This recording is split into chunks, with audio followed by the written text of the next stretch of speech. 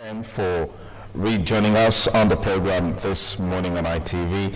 And if you've been with us when we kicked off this show at exactly 7 a.m. today, we'll say well done.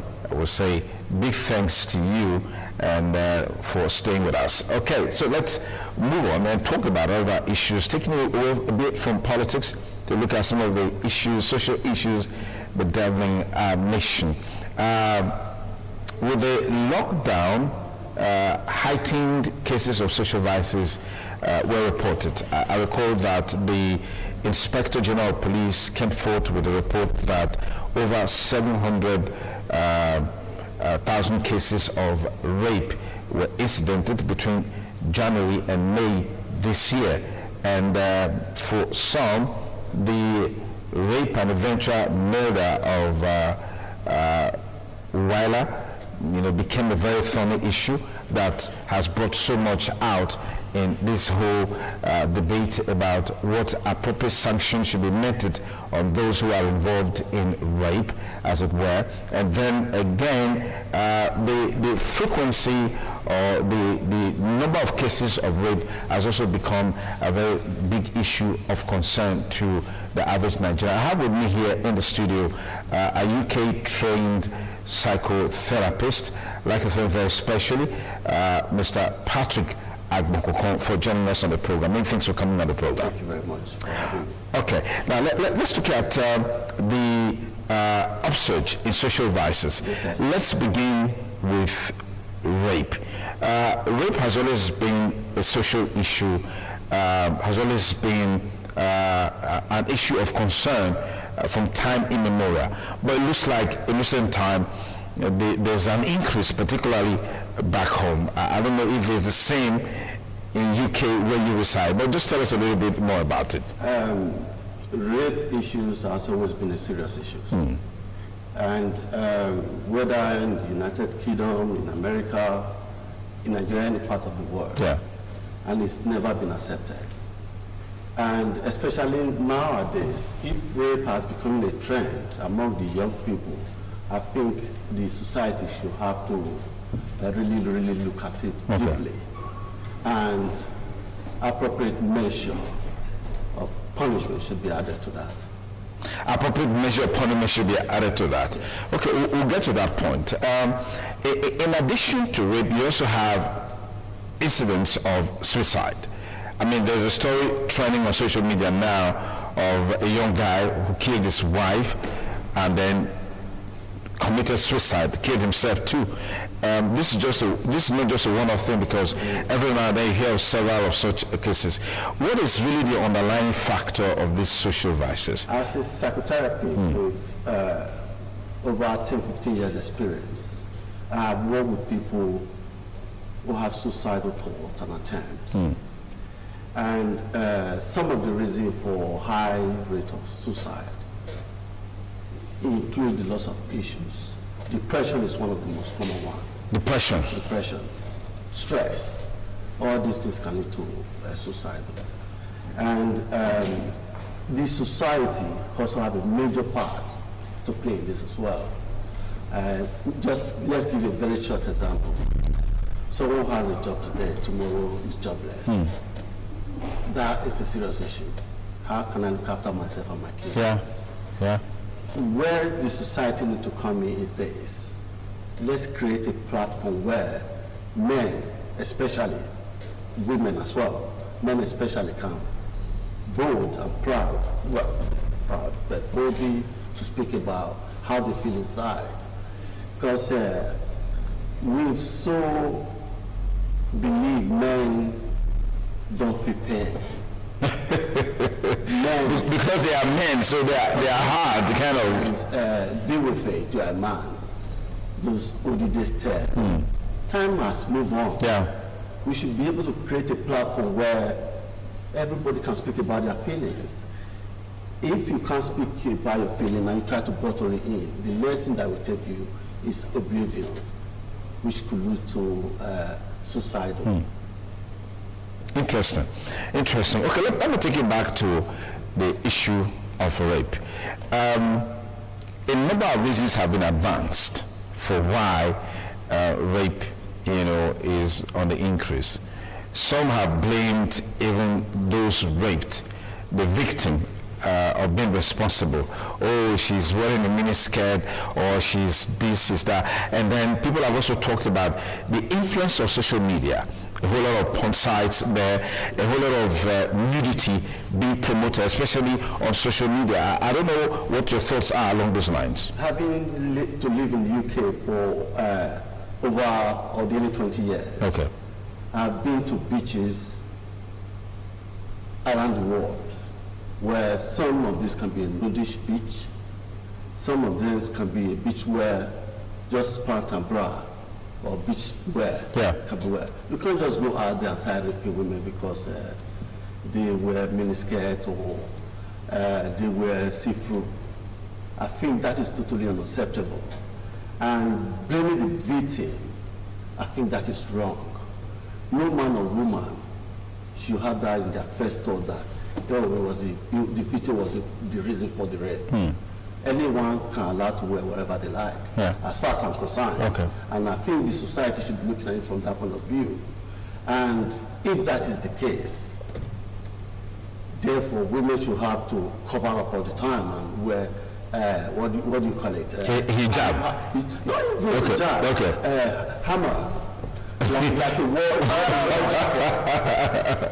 You put it on from head to toe all the time. So I think blaming the victim is totally wrong. That is first issue we need to deal with. Okay. And this is some of the reason why the victims are terrified to report rape.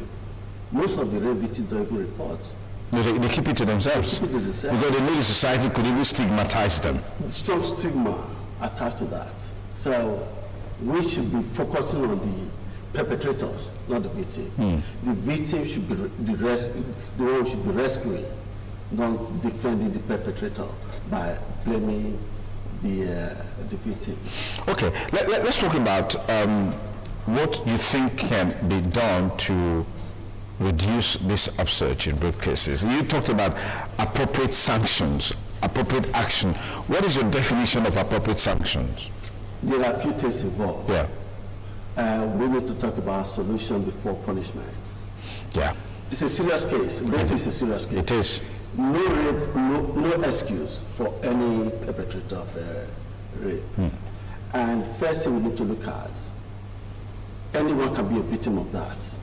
Could be my sister, could be my wife. God forbid. It could be the president's daughter. Yes, it could be anybody. It could be anybody. Yeah. And what we should be looking at is, let's create a platform where sometimes it could lead by depression, mental health issues. Anything can trigger rape concern for men. So in a place, any man that is depressed, have a platform, hotline, where you can call, talk about your issues, rather than, inventing your issues in raping a woman. That is something we should be looking at as well. Because something will happen for other things to happen. So people think about rape, we should be addressing it. We should be talking about it publicly. What's a punishment? What would you suggest as a punishment? Some have talked about capital punishment by way of castration of a male who is involved in a rape. Maybe because female rape is not a common thing, or females raping males is not a common thing.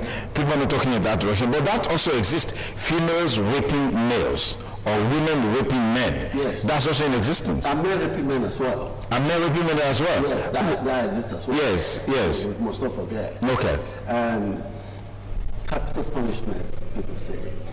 Punishment with corrections, I would suggest first. But at the same time, punishment should be punishment, not punishment like petting.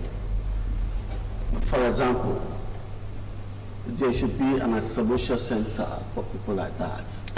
An isolation center for people like that. Okay. Receive the appropriate punishment designed by the authority that is adequate for the level of sin committed. Let's remember, rape is a everlasting scar to the victim. Yeah. It's not something you can easily just forget. They live with it for the rest of their lives. And their life becomes very scarred by the problem of being a victim of rape. So I think it's the authority will be able to implement such a deep punishment. But it has to be a deep punishment. A deep punishment? Deep punishment. Okay, so let's look at finding solution to reducing the incidence of suicide in our society, because that's also of great concern.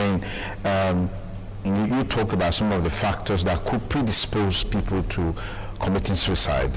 One of them is lack of job, economic empowerment and stuff like that. Yeah. So what do you think we can do to checkmate this? You started by saying that we shouldn't just think that because the person is a man and as such he's strong. But a whole lot could be going on within and without anybody knowing, and as such people should learn to speak out. Yes. Men can be very weak inside as well. Yeah. And outside they look hard.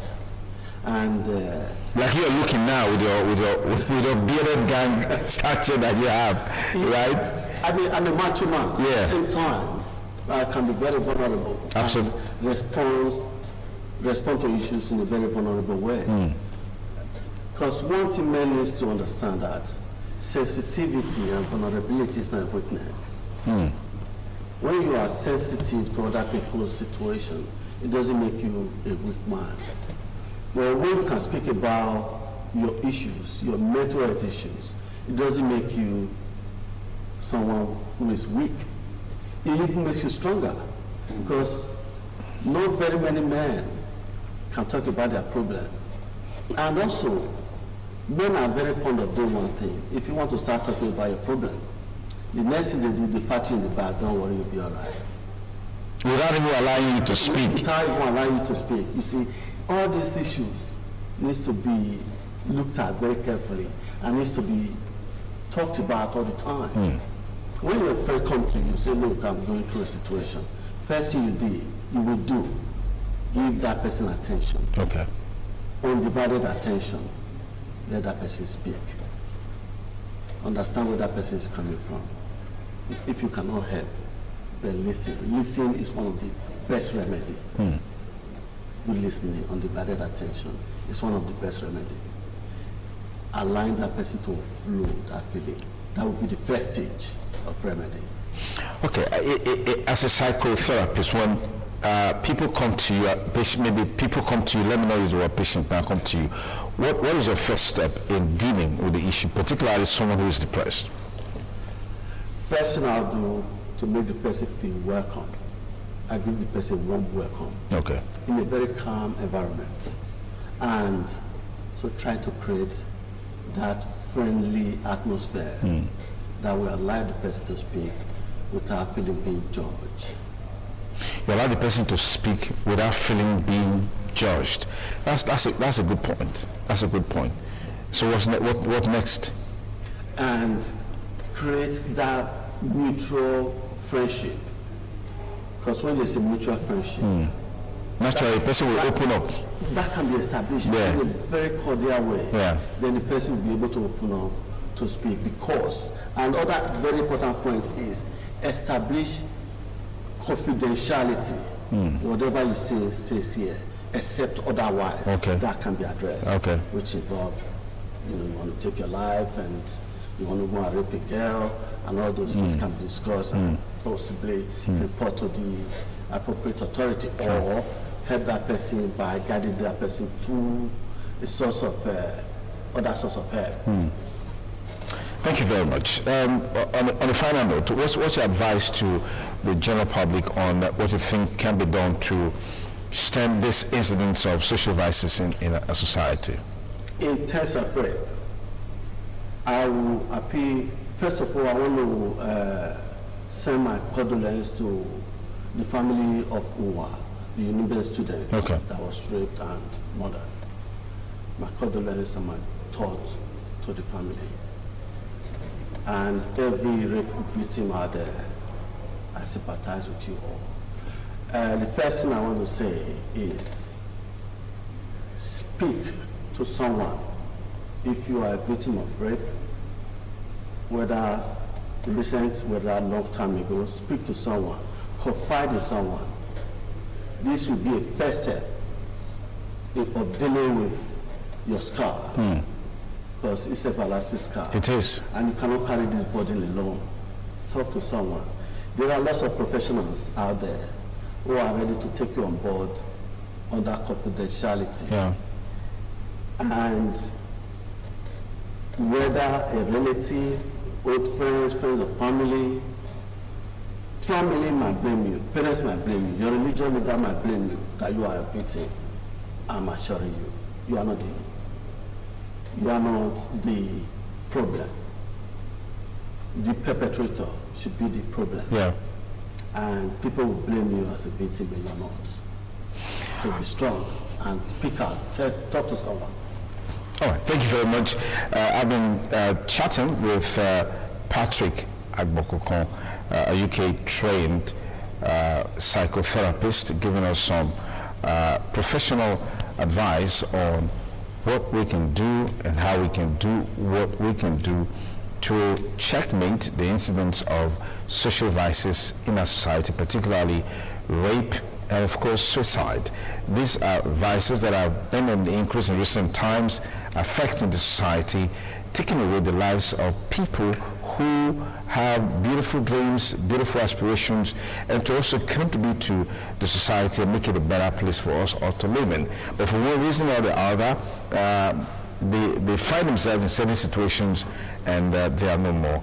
Quite sad. So our heart again goes out with many of those people who have been victims of rape, and even the left behinds of those who have also committed suicide in recent times. Our hearts goes out to all of you out there. But like he said, ensure you summon the courage to talk to someone. And then, if someone comes to you and wants to speak to you, be patient to listen. That could just be all the person needs to stay alive. Be patient to listen, be willing to listen, and so that at the end of the day, we can just save a soul, we can save a life. Thank you so much for coming on the program. It's CTMI. We'll take a short break. We'll be back with you with the rest of the program. Please stay with us.